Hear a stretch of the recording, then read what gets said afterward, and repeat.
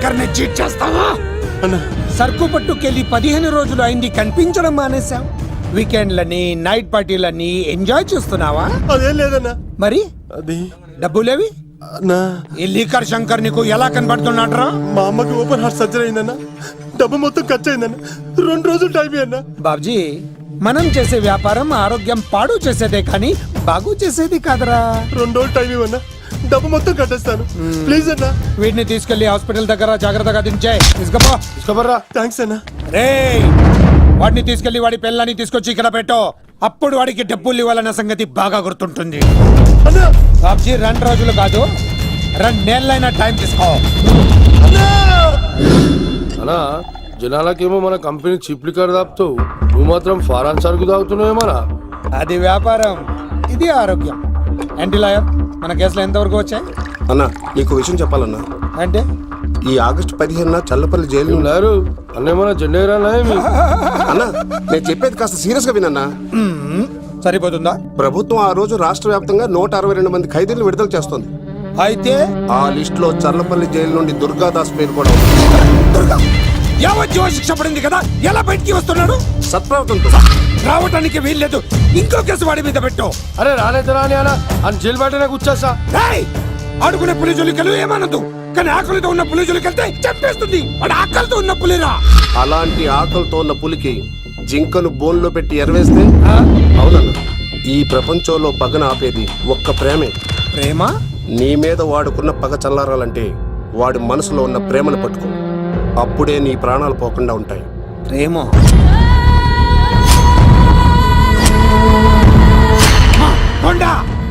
ఆ దుర్గాదాస్ గాడి బిడ్డ ఎక్కడున్నా వెతుకో. వాడు బయటకు వచ్చేలోపు ప్రాణాలతో పట్టుకో. ఒకసారి వాడి చేతుల్లో చావుని దగ్గరగా చూసి వచ్చానురా. ఈసారి వస్తే వాడు చంపేస్తాడు. వెళ్ళి పట్టుకో. ఎవరా?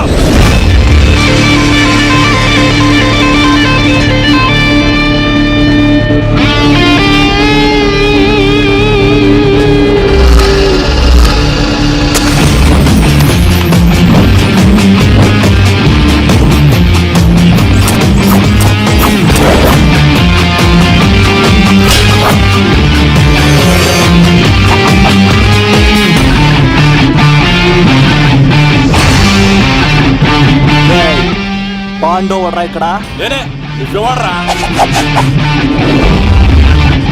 చిందేయాలంటే చిరంజీవి, డైలాగ్ చెప్పాలంటే ఎన్టీఆర్, ఫైట్ చేయాలంటే ప్రభాస్, తుమ్ము లేపాలంటే కత్తిసీను. ఒరే దూరదర్శన్, విత్ వెపన్స్ తో వచ్చా, కోడేసుకున్నా రండ్రా. అబ్బో, ఇది కొంచెం తేడా కానీ మనం ఇక్కడ ఉంటే ఏం చెప్ప.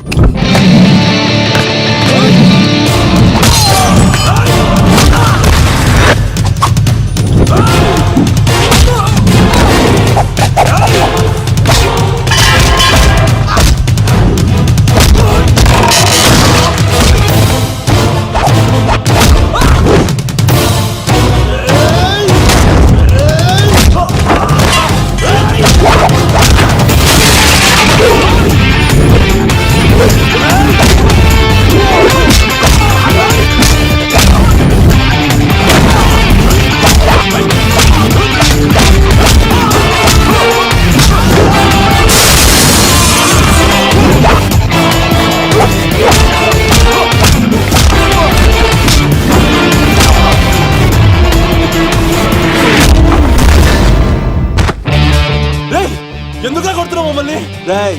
నీ కాలేజీలో చదివే స్వప్నం మీద యాసిడ్ పోస్తానన్నావంట. స్వప్నం ఇచ్చిందా? మీరు ఇలా అమ్మాయిల మీద యాసిడ్లు పోస్తూ, కత్తులతో నరికేస్తూ, గొంతులు కోసేస్తా ఉంటే అమ్మాయిలందరూ ఎలా రోడ్ల మీదకి వచ్చేది? మీ వల్ల అందమైన అమ్మాయిలందరూ మొహానికి గుడ్డలు కట్టుకొని అమ్మా బాబులతో తిరుగుతా ఉంటే మేమందరం ఎలారా బీటేసుకునేది? పిచ్చెక్కిపోతుందిరా యూత్ అంతా. ఎవరో తెలుసా? అన్న దాదా, నా ఎమ్మెల్యే, తాత మంత్రి అని కంత్రి డైలాగ్ లేస్తే ఇంకో 4 ఎక్స్ట్రా పడిపోతాయి. సుప్రజా రామ పూర్వ సంధ్యా ప్రవర్తతే ఉత్తిష్ట నరశార్దూల. స్వామి, నాకు డబ్బు, చీరలు, నగలు, మేడలు, మిద్దెలు ఇవేమీ వద్దు స్వామి. నాకు మా ఆయనకి మధ్యలో మా తమ్ముడు పొగ పెట్టేస్తున్నాడు. పెంట మీదే అన్ని తీసుకొచ్చి ఇంటి మీద వేస్తున్నాడు స్వామి. వాణ్ణి ఎలాగైనా సరే మా కొంపలోంచి బయటికి పంపించే శ్రీనివాస. అలా చేస్తే నీ 7 కొండలు 7 సార్లు నడిచొస్తాను శ్రీనివాస.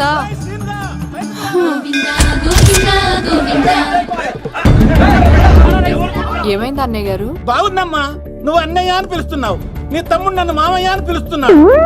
ఏ వరుస కన్ఫర్మ్ చేసుకోమంటావమ్మా? క్షమించండి అన్నయ్య గారు. క్షమించడాలు మన్నించడాలు లేవమ్మా, బయటకు రమ్మన్నా విధవని.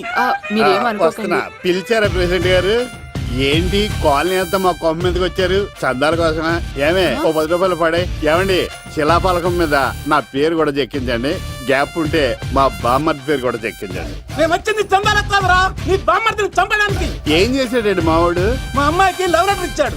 పోన్లేండి, అమాయకుడు ఈ లోకంలో ఎలా బతుకుతాడు అనుకునేవాడిని. వాడు పెద్ద మనిషి అయ్యాడు ప్రెసిడెంట్ గారు. వాడు అమ్మాయికుడు ఏంట్రా? ఎవడైనా లవ్ లెటర్ అమ్మాయికి రాస్తాడు, వాడు నాకు రాస్తాడు. మీకు రాశాడా? లేటుగా కన్నా అందమైన కూతుని కన్నావు. ఈ లెటర్ మీ అమ్మాయికి మామయ్య అని నాకు ఇచ్చాడు. మా వాడు తేడా అండి. ముందాన్ని పిలవరా బయటికి. అది కదా అన్నయ్య గారు. ఉండే నా వరుసే కన్ఫర్మ్ చేసుకోండి. ఆ అమ్మాయి అదృష్టవంతురాలు. వీధిలోనే మంచి సంబంధం దొరికింది. వచ్చే నెల కళ్యాణమస్తు కార్యక్రమంలో కొండ మీద పెళ్లి చేద్దాం. నువ్వు బావవా బ్రోకర్వా? అరే నీ బామ్మర్ది ముఖానికి ఒక లెటర్. రేయ్, నా బామ్మర్దిని అంత మాట అంటావురా? నా పెళ్ళనన్న పర్లేదు కానీ రేయ్ నువ్వు ఇవాళ నా చేతులు తెచ్చు.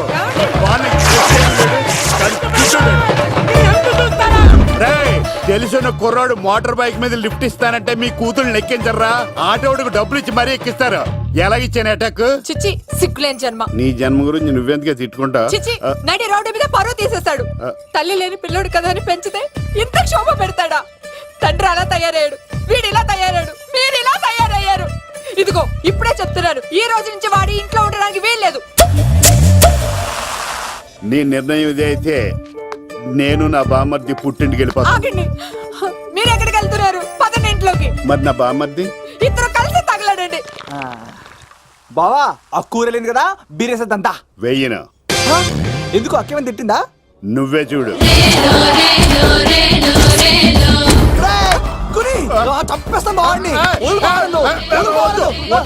నువ్వు జైలుకి వెళ్తే బతకలేను. ఫోన్లే మర్యాద కొట్టా లెటర్ అడిగిస్తే ఆడు కూతురికి ఇవ్వకుండా ఇంటి మీదకి వస్తాడా? చచ్చిపోయాడు బావా నా చేతిలో. అంటే ఈ వావరక్షణ అంతా నా గురించి కాదా? చంపేస్తాను బావా. వద్దు వద్దు, ఆడికన్నా ముందు నన్ను చంపరా. బావా వాడు ఏమన్నాడు తెలుసా? నువ్వు బావవా బ్రోకర్వా? అయినా నేను బాధపడలేదు. అరే నీ బామ్మర్ది ఓ ముఖానికి. లవ్వ అన్నాడు, నా పరువు మొత్తం పోయింది. మరి ఇప్పుడు ఏం చేద్దాం? బామ్మర్ది, ఈ బావ కోసం చిన్న పని చేస్తావా? చెప్పు బావా, ఏం చేయమంటావు? వాడి కూతురి కంటే అందగత్తెని నువ్వు ప్రేమించి పెళ్లి చేసుకుని తీసుకురావాలి. ఎక్కడైతే నా పరువు పోయిందో, ఏ కాలనీ వాళ్ళ దగ్గర నన్ను నా బామ్మర్దిని చీకొట్టాడో,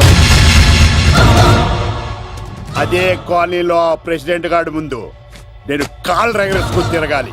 అప్పుడు దాకా నేను కాళ్ళరున్న చొక్కాలు వేసుకోవాలి. ఎంత రిస్క్ అయినా సరే ముంబై వెళ్ళి దేవ్ కూతుర్ని ప్రేమించి పెళ్లి చేసుకుని తీసుకురా. తెలిస్తే బొక్క మీద అంటాడు. నీ బాటిలిచ్చుకు బుర్ర మీద కొట్టానంటే బొక్కడిపోద్ది తప్పడం మొక్కనాయలా. చెప్పా మర్ది, నువ్వు నా కోసం చేస్తావా చేయవా? నా బావ కళలో ఆనందం చూడడానికి ఈ బామ్మది ఏమైనా చేస్తా.